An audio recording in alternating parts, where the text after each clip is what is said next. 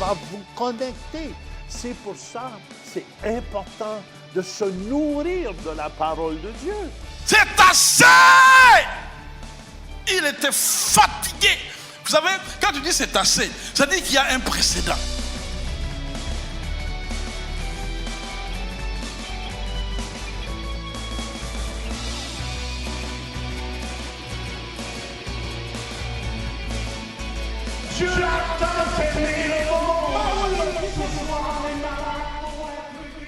Bienvenue à l'émission Réveil. Aujourd'hui, je suis avec le pasteur Jean-Claude Makaka. Amen, amen. Et je sais qu'on va avoir une émission excitante. On va écouter 4 personnes qui ont été guéries dans leur dos. Yes. Amen, miraculeusement. Et Jésus veut vous guérir. Fait que ceux qui ont des problèmes dans le dos aujourd'hui, préparez-vous à être guéris. On va prier pour les malades tout à l'heure.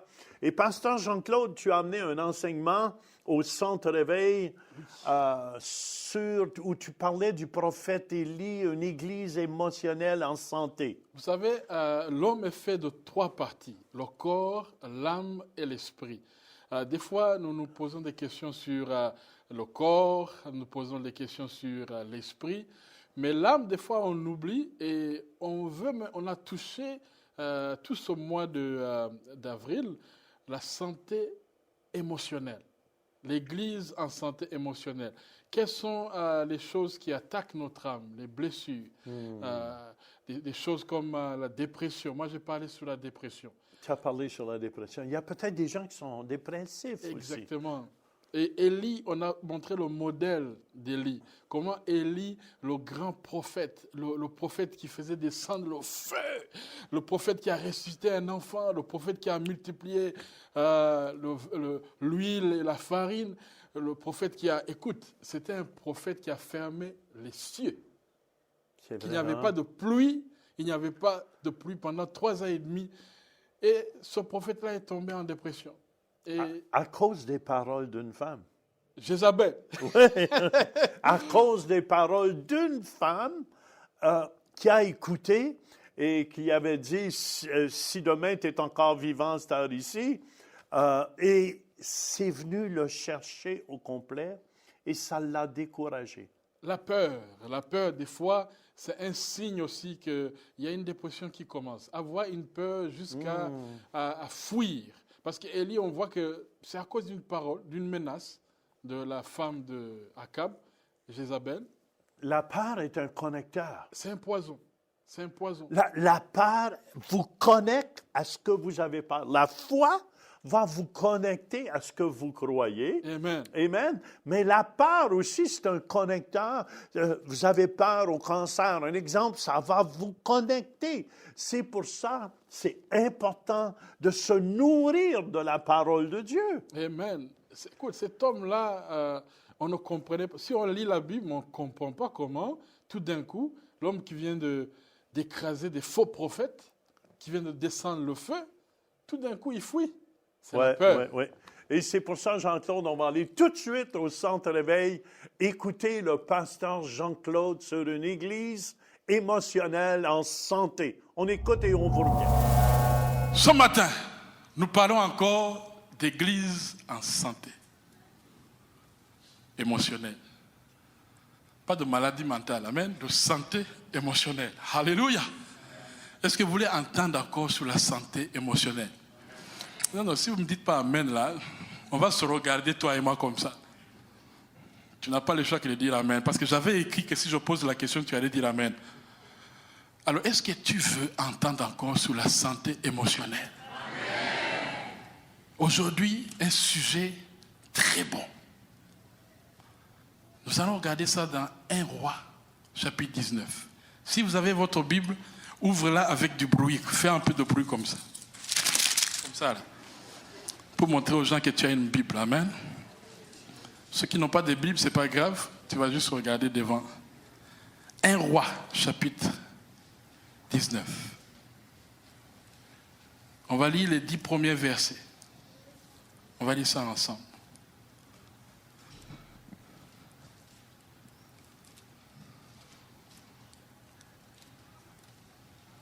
Vous êtes prêts? Vous avez trouvé le passage?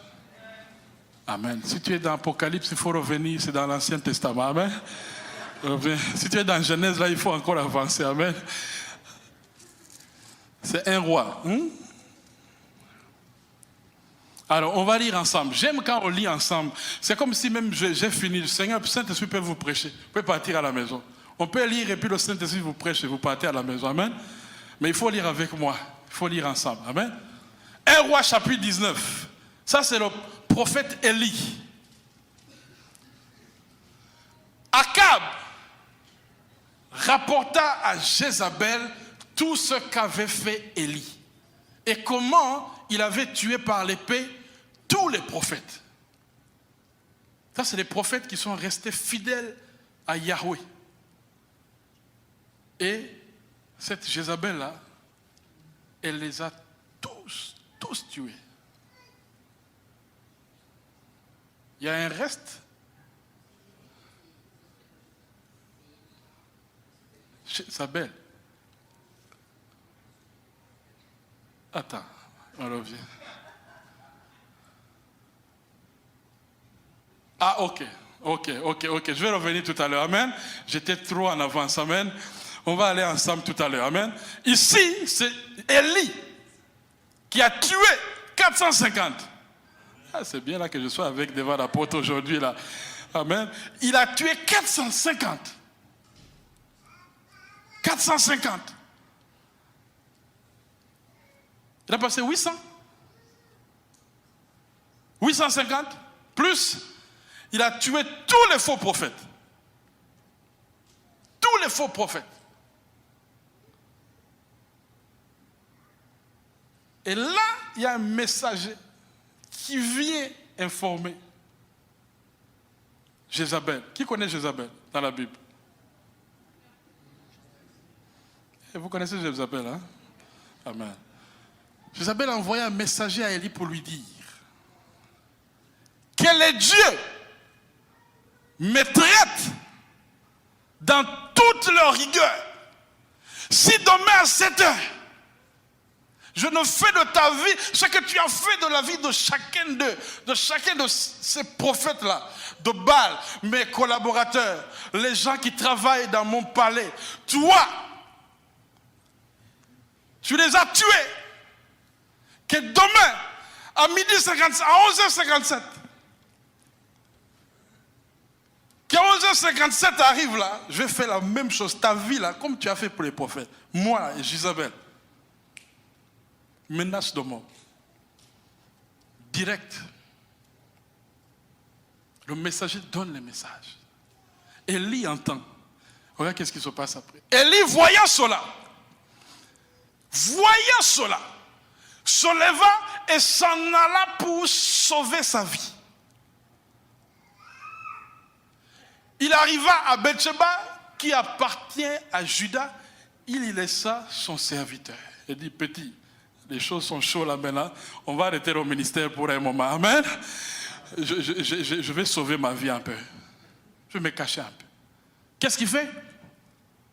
Pour lui, il est là dans le désert. Dans le désert. Où après une journée de marche, il s'assit sous un genêt. Il ne sait pas où il est rendu. Il dit, je vais marcher, parce que je suis fatigué. Après une journée, il dit, je marche. Elle est où Jézabel? Il marche. Là, il dit, ok, on s'assoit. En disant, et demanda la mort. Il demanda la mort.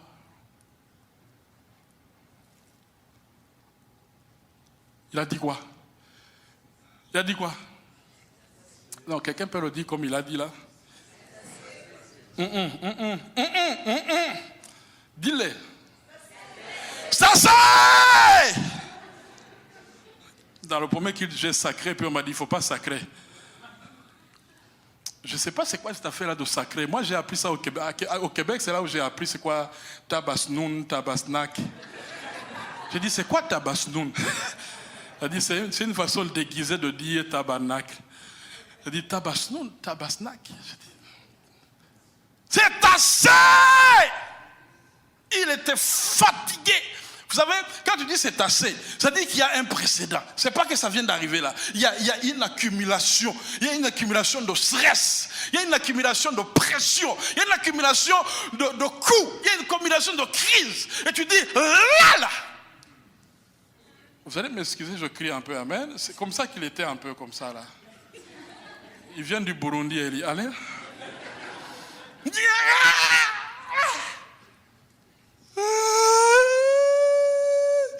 Regarde comment il a dit. Il a dit quoi? Maintenant, Éternel, prends mon âme, prends mon âme. Vous savez, quand un homme pleure là, c'est pas joli, joli, joli quoi. C'est pas vraiment joli, joli. C'est vraiment. C'est pour ça qu'on pleure pas dans le public. C'est pas joli. Prends mon âme, prends mon âme, prends mon âme, car je ne suis pas meilleur que mes pères. Le niveau que tu veux m'amener là, non, je veux plus, j'arrête. Allez, je sors de ma maison, je sors, je veux plus te voir. C'est assez, je sors. Entre moi et toi là, c'est fini quoi, c'est fini. Il y a un silence ici, hein. Tu claques, tu au travail là, tu dis, écoute-moi bien là. Moi là, je suis tanné là, je suis tanné, ok? Tu peux garder ton salaire, moi c'est tanné là, c'est fini là, je pars, je démissionne, je pars, allez. Puis il ajoute un mot pour sacré. C'est assez. On continue. Il se coucha et s'endormit sous un genet. Et voici un ange le toucha et lui dit, lève-toi et mange. Lève-toi et mange. Il se coucha. Il regarda et il y avait à son chevet un gâteau cuit sur des pierres chauffées et une cruche d'eau. Il mangea et but, puis il se recoucha. Alléluia! Il y a une affaire dans les gâteaux, je vous jure. Il y a une affaire dans les gâteaux, c'est comme le foufou, je vous jure. Quand tu manges ça là, tu as envie de monter puis tu descends, tu dors. Alléluia! Surtout quand c'est avec la sauce, c'est comme encore la sauce là. J'ai mangé une sauce en Côte d'Ivoire, c'est la sauce quoi? La sauce arachide. Tu fais ça avec les foufous comme ça. Paf, paf, paf, paf. Tu dors. Tu dois dormir. Ici, il y a un secret dans le sucre. Le Seigneur a vu cet homme-là, il dit, prends un peu de gâteau. Et puis il dort. C'est pas fini. Et l'ange de l'Éternel vint une seconde fois. Vous savez, il y a un secret dans l'ange de l'Éternel. Amen. Il y a un secret dans l'ange de l'Éternel. Aïe, là c'est une révélation que je viens d'avoir là. C'est pas un ange normal. C'est pas un ange Michael. C'est pas l'ange Gabriel. Quand l'ange de l'Éternel se lève, alléluia. Le toucha et dit, lève-toi, mange, car le chemin est long pour toi. Deuxième fois, c'était pas juste mange et dors. Deuxième fois, c'est mange, car le chemin n'est pas fini. Amen. Ensuite,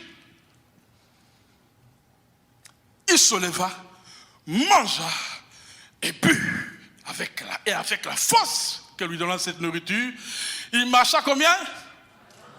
Il marcha 40 jours et 40 nuits jusqu'à la montagne de Dieu à Horeb.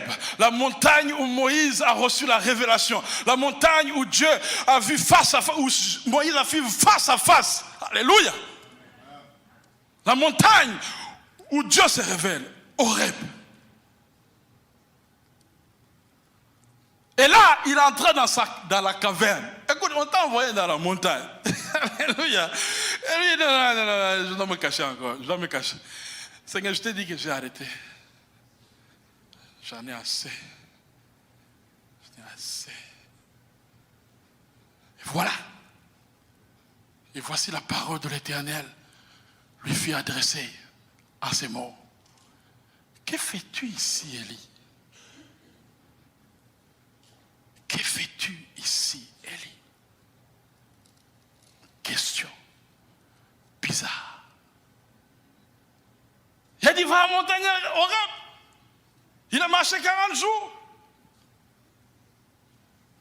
Que fais-tu ici? C'est des questions de psychologue. Il a poigné là, lui là. Il répondit, j'ai déployé mon zèle pour l'Éternel, le Dieu des armées, car les enfants d'Israël ont abandonné ton alliance. Ils ont renversé tes autels et ils ont tué par l'épée tes prophètes. Je suis resté, moi seul. Je suis resté, moi seul. Et il cherche à monter la vie. Je suis resté, moi seul.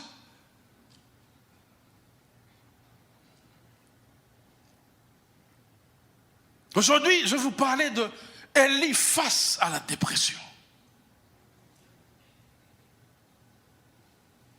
Élie face à la dépression. Cet homme, Élie, on peut voir son ministère prophétique dans 1 Roi, le chapitre 17, le chapitre 18, le chapitre 19, le chapitre 21, dans 2 Rois, chapitre 1 et chapitre 2. Tu peux parcourir son ministère et tu peux voir 6 périodes où Élie nous a démontré qui il était, comment Dieu l'a utilisé. La première période, c'est l'annonce de la sécheresse. Quand il a annoncé qu'il n'y aura pas de pluie pendant 3 ans et 6 mois. Tout d'un coup, on voit un homme, on ne sait pas d'où il vient, et puis lui-même, il n'est pas mort, alléluia. Il vient et puis il annonce ici, là, à cause de votre méchanceté, à cause que toi, Akab, tu fais pire que ton père Omni. Toi, là, tu amènes des faux dieux, tu es pire que tes pères. À cause de ça, je fais taire la pluie. Il n'y aura pas de pluie sur cette terre pendant 3 ans et demi. Un pays où on vit de l'agriculture et de l'élevage. Jeûne forcé. Les arbres, ils sont en jeûne. Les moutons sont en jeûne. Les hommes sont en jeûne. Il y a des morts partout. Et Élie, Dieu lui fait grâce et il le fait fuir. D'abord, il l'amène dans le torrent de Kérit, où il le fait manger par quoi?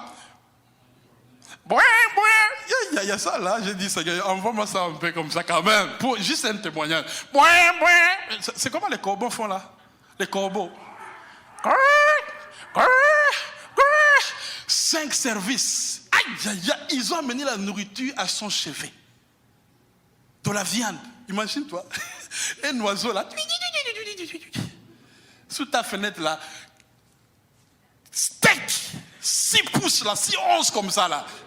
Ça vient là, tu manges. Et puis il boit. 2 onces, hein?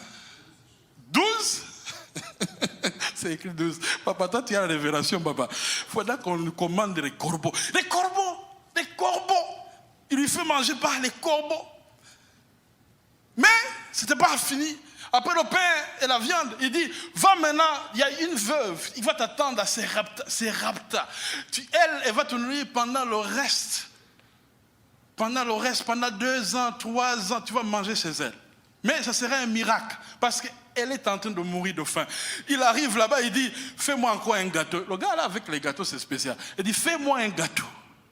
Il dit, mais si je te fais un gâteau, on va mourir. Il dit, fais-moi seulement les gâteaux. Ah, voilà. Et il n'y a pas manqué de farine ni d'huile dans la maison de la veuve.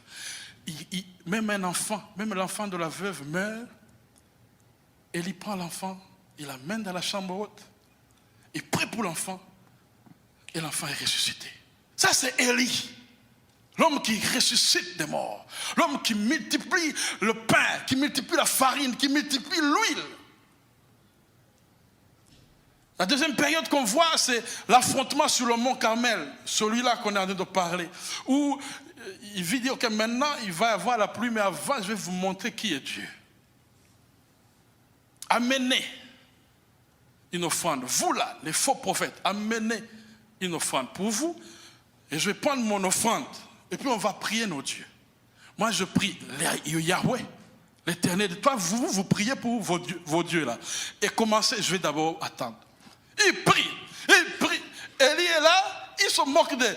Il est parti à Cuba, votre Dieu. Il faut aller le rappeler pour qu'il vienne exaucer votre offrande. Il se moque d'eux pendant toute la journée. Mais Élie, lui, il prie. Le feu descend tout de suite. L'homme qui fait descendre le feu de Dieu du ciel, l'offrande est consumée à l'instant même. Ça, c'est Élie. Et il a tué maintenant tous les faux prophètes qui étaient là. Un à un. Et c'est là où Jézabel était fâchée. Parce que les gens maintenant se sont prosternés et ils ont confessé. C'est l'Éternel Dieu. C'est l'Éternel Yahweh qui est Dieu. Il a ramené l'autel de Dieu sur le mont Carmel. Le mont de l'Alliance. Alléluia. Pasteur Jean-Claude, dans le fond, Élie était un grand prophète. Un prophète de feu. Quand on dit on fait descendre le feu dans l'église, c'est le modèle d'Élie. Jacques nous dit que nous sommes de la même nature qu'Élie. Donc, si Élie est tombé en dépression, nous aussi, ça peut nous arriver. Ce n'est pas que nous manifestons des dons, que nous manifestons une puissance de Dieu, que nous ne pouvons pas connaître la dépression. Ça peut arriver à n'importe qui. C'est pour ça qu'il faut faire attention. Qu'est-ce qu'on écoute et qu'est-ce qu'on entend? Quand le prophète Élie a entendu Jézabel, dans le fond, il a pris ces paroles-là et il l'a cru. Parce que s'il n'avait pas cru, il ne serait pas sauvé. Parce que Dieu l'aurait protégé. Il y a aussi le montant de stress avec lequel il a fait le ministère. C'est vrai. Hein? Où il a été, vraiment, il était exigeant envers lui. Il venait de tuer 500 prophètes, il faut comprendre aussi.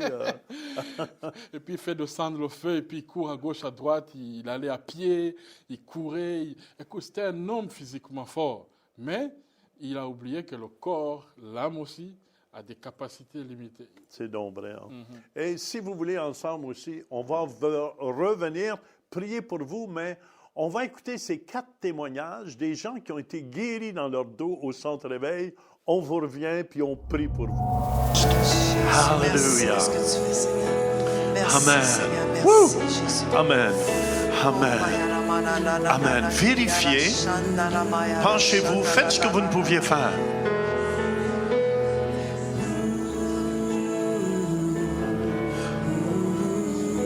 Faites ce que vous ne pouviez faire. Amen. Qu'est-ce qui se passe? Je reçois ma guérison. Est-ce qu'il y a du mal encore? Non, c'est bon. Il n'y a plus de mal? C'est pas. Il n'y a plus de mal. Depuis combien de temps vous aviez ça? Tourne-toi. Depuis plusieurs semaines déjà, j'ai le mal de dos. Et là? En fait, disons depuis plusieurs années parce que ça vient et ça s'en va. Et puis, depuis quelques semaines, c'est revenu. Et là? Et là, maintenant, je sens une amélioration nette.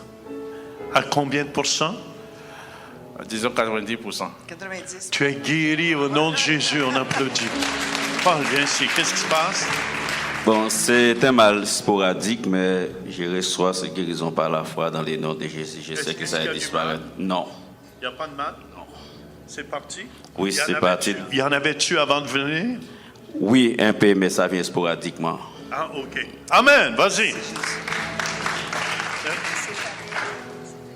Toi, qu'est-ce qui se passe? Mais Attends, sauve-toi pas. Mets-toi là. ça fait 2 mois que j'ai ce mal-là, et puis ça descend vraiment dans la jambe gauche. Et là? Oh. Je peux baisser là maintenant. Mais je vais avoir la confirmation cette semaine avec mon médecin, je pense. Est-ce que ça fait mal? Non, je peux baisser, je ne pouvais pas faire ça. Merci Seigneur. Amen. Amen. Tu es guéri. Ça fait-tu mal? Là, ça fait plus mal, mais j'ai eu des grosses douleurs dans le dos. Là, ça fait plus mal. Ça faisait mal avant que tu montes? Ah oui, oui. Comment on applaudit Jésus? Amen. Bien ici, maman. Reste là, on n'a pas fini. Moi, ça faisait 2 jours. Et ce matin, je ne pouvais même pas me lever sur le lit. Mais maintenant, je me sens très bien. Je sais que Jésus m'a guéri. Wouh! Tu n'as plus de mal, maman? Amen. Amen. Amen. Quel témoignage. Ça démontre Jésus veut guérir. Jésus est vivant. Amen. Amen, amen. Le Jésus que nous prêchons ici au Centre Réveil, c'est un Jésus qui est vivant. Et préparez-vous à la maison. Amen. Si vous êtes malade, à tous ceux qui ont des mal de dos, amen, placez votre main sur votre dos et on va prier. Amen. Pasteur Jean-Claude va prier pour vous. Bien-aimé, je sens le feu dans le studio. Attention, là où tu es, connecte-toi maintenant. Resataya Mandaba, au nom de Jésus, toi qui as mal au dos, nous arrachons ce mal par le nom puissant de Jésus. L'autorité que nous possédons maintenant, nous l'utilisons pour arracher ce mal par le nom puissant de Jésus. Nous déclarons et nous décrétons la guérison totale sur ton corps, que tu sois libre, que tu sois guéri par les maîtrisures de Jésus-Christ, dans le nom puissant de Jésus. Peu importe la maladie que tu traverses, maintenant, sois guéri maintenant au nom de Jésus. Amen, amen. Amen, amen. Écoutez-moi à la maison, bougez, faites ce que vous ne pouviez faire. Amen. Si vous aviez des difficultés à vous pencher, penchez-vous. Il y a certains, vous allez ressentir une chaleur dans votre dos. Ça, c'est le Dieu, le Saint-Esprit qui est là. Alléluia. Et c'est important aussi, Pasteur Jean-Claude, laissez-nous savoir ce que Dieu fait aussi dans votre vie. Amen. Amen. Et si vous voulez devenir partenaire avec nous, faites-le dès aujourd'hui. On a besoin des gens comme vous qui vont nous aider à continuer à répandre la bonne nouvelle de l'Évangile de Jésus-Christ dans le monde francophone. Amen. C'est notre vision, Jean-Claude, et c'est le plus beau des noms. Et je veux vous encourager aujourd'hui, en terminant, Jésus vous aime et soyez un témoin pour lui. À la prochaine. Cette émission vous a été présentée par le Centre Réveil International.